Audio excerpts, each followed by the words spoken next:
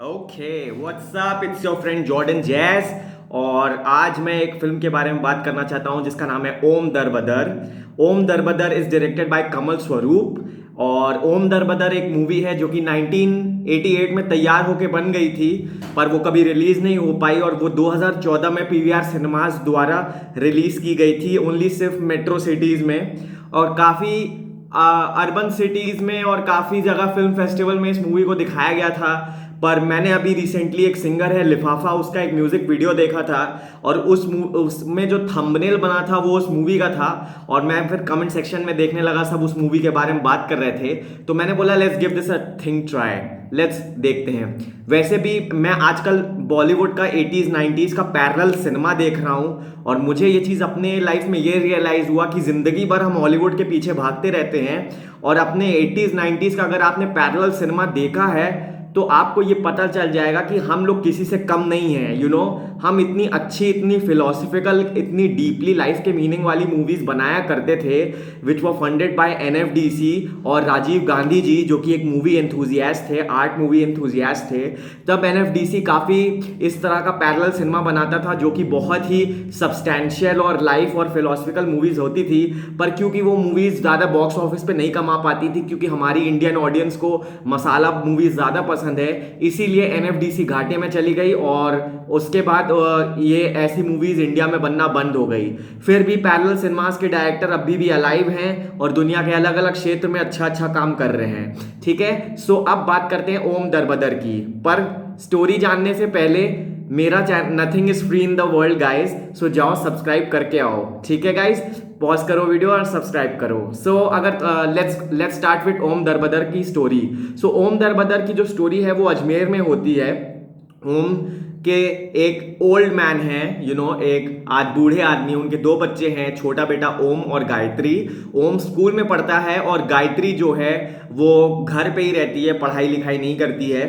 गायत्री का अफेयर एक मास्टर जी से चल रहा है जिसका नाम है जगदीश। जगदीश उसे थिएटर हॉल में मिल जाता है और वहाँ पे उन लोग के बीच में वार्तालाप स्टार्ट होती है और फिर हैंग आउट करना, चिल करना। फिर जगदीश उसके घर आके ओम को ट्यूशन देने लगता है, पढ़ाने लगता है उसे, और साथ में उसका उस गायत्री के साथ अफेयर चलता रहता है, और वो तुम समझ ही रहे हो, फिजिकल रिलेशनशिप एंड ऑल।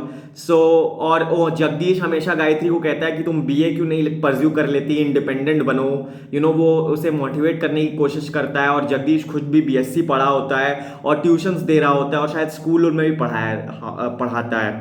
ठीक है, ओम के जो पिताजी थे, बूढ़े डैडी, वो गवर्नमेंट एम्प्लॉय थे, पर उन्होंने शायद फेक सर्टिफिकेट बनवाया था ब्राह्मणों का, क्योंकि वो उनके जात के ही थे।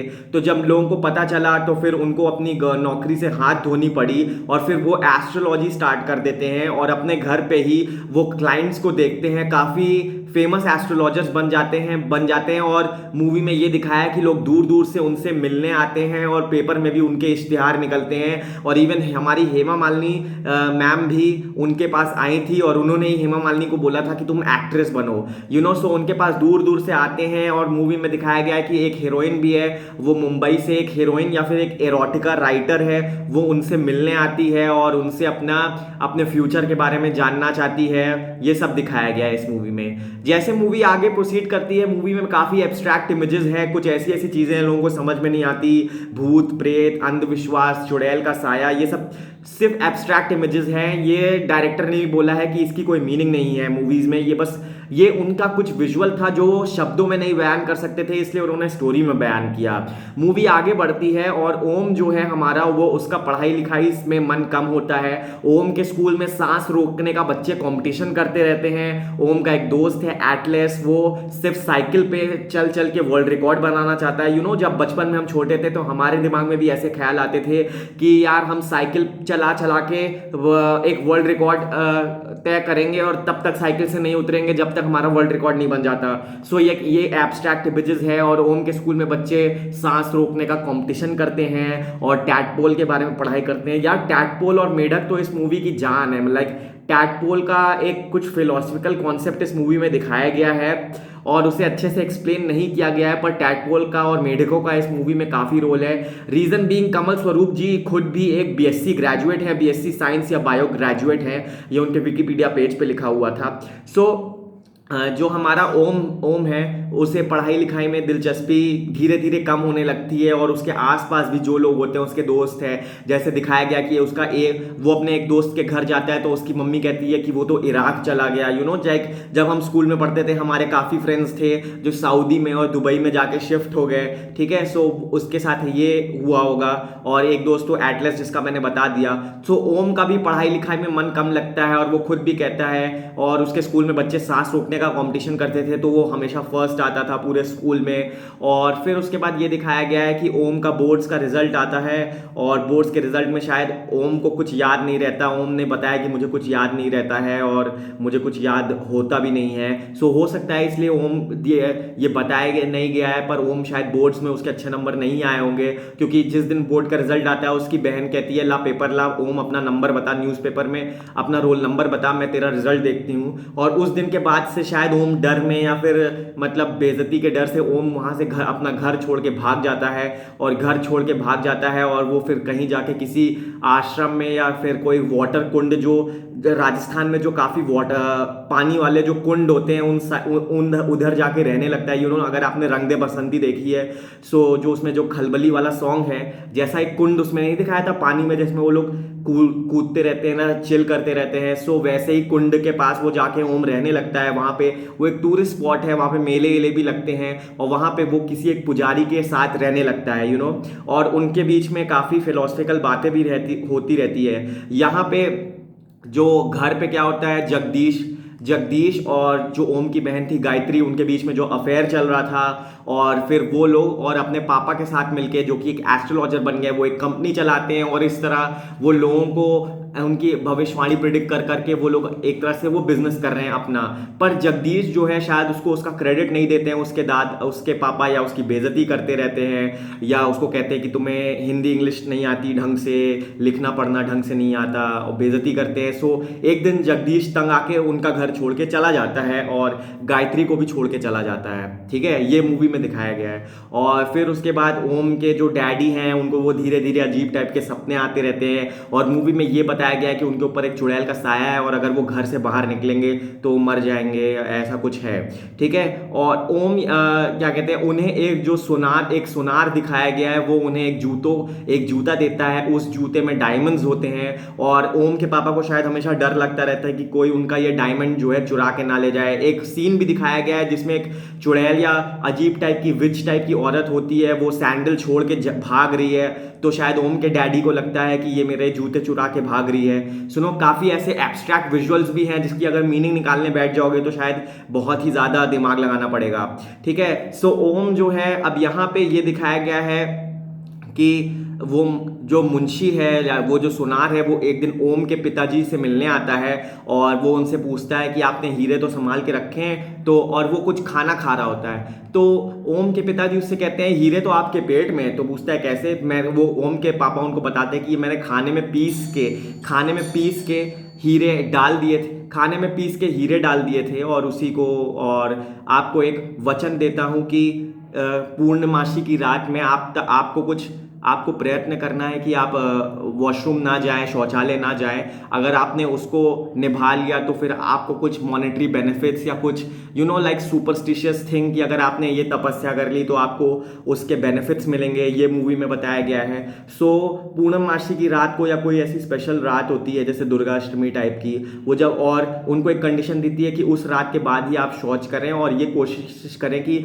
आप जब शौच कर रहे हो तो आपको कोई देखे ना उस टाइम। सो जब वो सोनार उनका शौच करने जाता है तब उनको एक लड़का देख लेता है, और वो लड़के को पकड़ के पूछते हैं कि तुमने कुछ देखा तो नहीं, तो बोला कि नहीं मैंने कुछ नहीं देखा। तो उसको ये बोलते हैं कि अगर क्योंकि उसमें जो वो थी आपकी, लाइक इस भविष्यवाणी में जो आपकी प्रिडिक्शन थी कि अगर आपको किसी ने शौच करते हुए देख लिया तो कोशिश करना कि सुबह तक वो भी किसी को ना देखे। तो वो उस लड़के को थ्रेटन करता है, वो कहता है कि वो उसे थ्रेटन करता है, और वो ये समझाता है कि अगर तुमने मुझे देखा है तो सुबह तक तुम मत देखना, अगर तुम नहीं देखोगे तो ये पूरी लैंड तुम्हारी। वो जो सोनार होता है उसकी एक लैंड भी होती है, उसका एक ज़मीन होता है पूरा। सो वहाँ पे, और उस ज़मीन में दिखाया गया है कि काफ़ी ढेर सारे मेढक होते हैं और टैडपोल्स होते हैं, ठीक है। और फिर ये दिखाया गया सीन कट के एक फ्रॉग डाइसेक्शन क्लास में बदल जाता है, जहाँ पे फ्रॉग्स को डाइसेक्ट करा जाता है। तो एक बायोलॉजी प्रैक्टिकल क्लास चल रही है जहाँ पे लोग मेढक को डाइसेक्ट कर रहे हैं, और मेढक को डाइसेक्ट करती है एक लड़की पाती है कि उस मेढक में हीरे हैं, ठीक है। सो इम्प्लीकेशन इज दैट कि जब और फिर उसके बाद तो सब बच्चे सरप्राइज हो जाते हैं कि हाउ कैन एक मेढक के पेट में मेढक के पेट में हीरे कैसे आ गए, ठीक है। तो वो काफ़ी सरप्राइज हो जाते हैं, और अब वो कहते हैं कि अब हमारा स्कूल तो पॉपुलर हो जाएगा। ये सब एब्स्ट्रैक्ट इमेजेस हैं, ठीक है। और फिर उसके बाद ये दिखाया जाता है कि जो ओम के डैडी थे वो सोनार के काफ़ी अच्छे पार्टनर हो गए थे, और वो उनसे सोनार से कहते हैं कि सारा डायमंड्स मैंने ज़मीन में बिखेर दिया है, सारा डायमंड्स मैंने बिखेर दिया है। सोनार शायद चाहता था कि उसकी लैंड फेमस हो जाए, उसके लैंड में बहुत ढेर सारे मेढक हैं, और वो मेढक अगर डायमंड्स खाएंगे तो वो मेढक के पेट में वो डायमंड चला जाएगा। और ये दिखाया गया है कि कुछ लोग और फिर उसके बाद मेढक वो डायमंड्स खा लेंगे, ठीक है। सीन कट के ओम के पास जाता है कि ओम अपनी लाइफ कैसे जी रहा है। ओम वहां पे हवन कुंड के साइड वो वाटर कुंड के साइड एक काफी फेमस इंसान बन गया है, और जो पुजारी था वो भी अंधविश्वास फैला दिया है वहां पे उसने। और अब लोग रात को 12 बजे ओम को देखने आते हैं। ओम के पास, जब हमने मूवी में स्टार्टिंग में बात की थी कि वो अपनी सांस रोक लेता था, सो अब ओम क्या करता है, उस वाटर कुंड में अपनी सांस रोक के सिक्के निकालता है, खजाना निकालता है। आपको पता है कि जो कुएं होते हैं उनमें लोग सिक्के फेंकते हैं, ठीक है। तो ओम के पास एक स्पेशल एबिलिटी होती है कि वो अपनी सांस रोक सकता है। तो वो शायद कई घंटे तक सांस रोक सकता था, लाइक 3 to 4 आवर्स। इतना वो उस चीज में अध्ययन हो गया था, इतना वो पायोनियर हो गया था कि वो इतनी देर तक सांस रोक सकता था। तो वो हवन कुंड में डाइव करता था डेली, वहां से सिक्के खोजता था, और जो पुजारी था वो भी कहता था कि इस हवन कुंड में जा, बार बार मेरे दिमाग में हवन कुंड ही भस गया है, हवन कुंड मस्तों का झुंड। सो उस वाटर कुंड में जा, उस पॉन्ड में जा और सिक्के लेके आ। इसमें 2000 साल का टैक्स और खजाना गड़ा है। ये भी डायरेक्टर की इमेज विजुअल्स है कि पानी के अंदर ट्रेजर हंट होता है, लाइक उसी तरह। सो ओम इसी तरह डेली सिक्के बटोर के लाता था, और अब पुजारी और ओम एक साथ मिलके लोगों को वहां पे बेवकूफ बनाते थे, क्योंकि पुजारी कहता था कि हर रात 12 बजे तू यहां पे प्रकट होना, ताकि लोग सोचे कि ये कोई दिव्य शक्ति है, ठीक है। सो ओम यही करता था, 12 बजे वहां पे मेला लगता था, या रात को लोग आते थे, और ओम उस वाटर कुंड से बाहर आके निकलता था, और पुजारी अंधविश्वास फैलाता था। और पुजारी ये भी कहता था कि अगर हम ऐसे चलते गए तो हम एक दिन टाटा बिरलास बन जाएंगे। और ओम वहां पे उसका गुजारा कैसे हो रहा था, ओम वहां पे एक प्रॉमिस ब्रांड था, प्रॉमिस या लाइक टूथपेस्ट था, उसकी एड फिल्म का हीरो भी बन गया था, उसके साथ एक हीरोइन भी थी। एक प्रॉमिस एड का एडवर्टीजमेंट दिखाया गया, और ओम खुद कहता था कि मैं इस एड का एडवर्टीजमेंट हूं।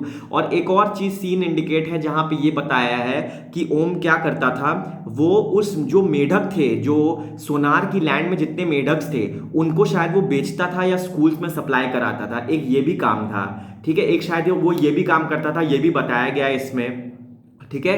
और वो सप्लाई कराता था, तभी तो वो वाला सीन हुआ ना, लाइक जब स्कूल में बायोलॉजी क्लास में मेढक का डाइसेक्शन हो रहा है, तो फिर मेढक उनको मिल गया, मेढक में हीरे आ गए, क्योंकि शायद सोनार चाहता था कि उसकी जो लैंड है वो वर्ल्ड फेमस हो जाए। और भी सोनार की कुछ एब्स्ट्रैक्ट विजुअल्स दिखाया है, लाइक पटाखों का जिक्र हुआ है कि उस सोनार कहता है हर पटाखे में एटम होता है, एज इफ एटम बॉम्ब। और दिवाली का टाइम दिखाया है कि दिवाली में पटाखे जल रहे हैं, लाइक शायद वो टेररिस्ट अटैक या कुछ ऐसे, या कुछ वो अटैक से ही रिलेटेड था, इतना एक्सप्लेन नहीं किया गया है। और फिर उसके बाद ये हवन कुंड वाला सीन दिखाया गया है कि वो स्पॉट इतना फेमस हो गया है कि ओम अपनी सांस रोकता है ना पानी के अंदर जाने के लिए, तो लोग अब उसको एक कल्चरल फिनोमेना समझने लगे हैं, लाइक अपनी सांस रोकना इज अ फिनोमेना।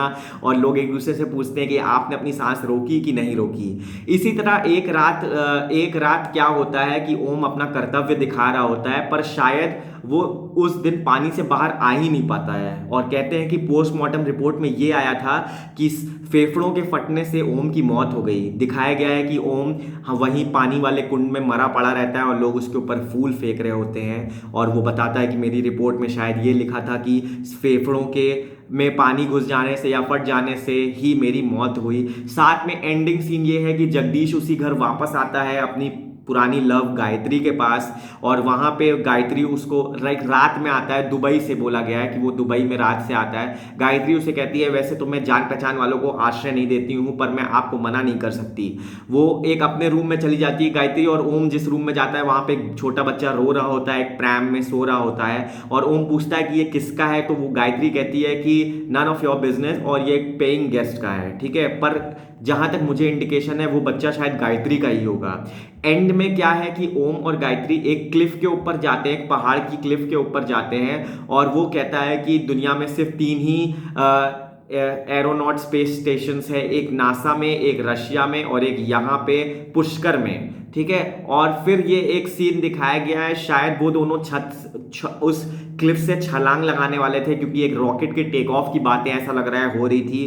पर ये दिखाया गया है कि गायत्री का चुन्नी जो होता है रेड कलर का वो उड़ जाता है, और ओम उस वहां से गायब, और जगदीश वहां से गायब हो जाता है। जगदीश और गायत्री उस क्लिफ पे थे, और जगदीश वहां से गायब हो जाता है, as if it's an indication that Jagdish और गायत्री शायद वहां से कूदने वाले थे, पर जगदीश ही कूद जाता है और वो डिसअपेयर हो जाता है वहां से। और दिखाया गया कि गायत्री जो है वो एक स्कूटर लेके वापस चली जाती है शहर में। सो ये थी ओम दरबदर, काफी एक्सट्रैक्ट मूवी, काफी एब्स्ट्रैक्ट मूवी थी, और काफी विजुअली काफी स्टनिंग मूवी थी। अनुराग कश्यप जी का जो गाना है तौबा तेरा जलवा, वो भी इस मूवी का एक गाना है, लव ABCD, उससे ही उठाया गया है। और ओम दरबदर अगर आपको देखनी है तो इस मूवी को देख लो।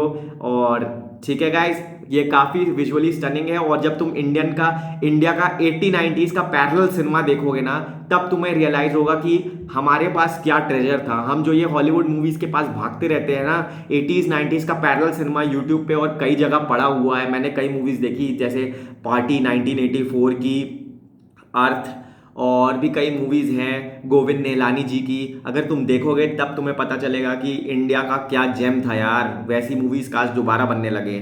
थैंक यू गाइस, वीडियो अच्छा लगा हो, सॉरी लंबा था। सब्सक्राइब करना तो बनता ही है गाइस। Okay, take care.